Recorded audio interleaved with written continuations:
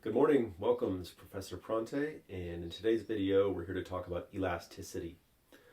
New topic for us here this morning. I want to start here by trying to explain what is meant by this word elasticity. We've got a whole chapter on this. This first video is just to explain the logic behind what we mean when we're using this word elasticity. All right, so the law of demand tells you that when the price of some good changes, buyers respond. If the price goes up, people buy less. If the price goes down, people buy more. Okay, no duh.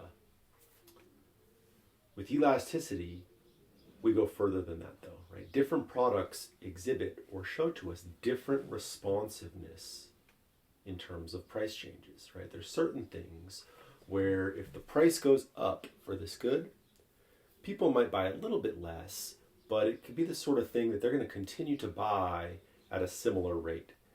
In that case, you would say you're talking about a product where the price doesn't really matter so much for people.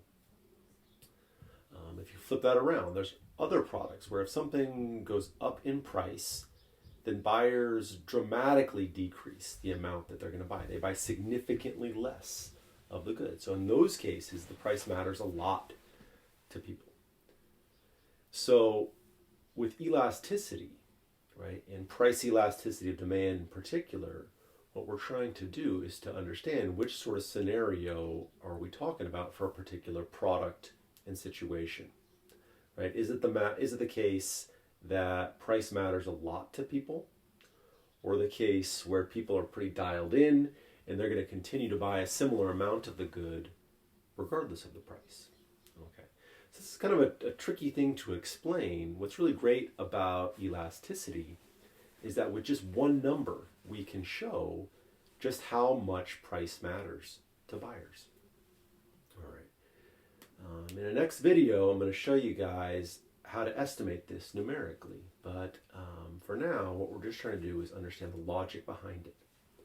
All right. So when you see that word elasticity, right, you should be thinking about responsiveness or sensitivity. How much does price changes impact buyer behavior? That's what we want with elasticity.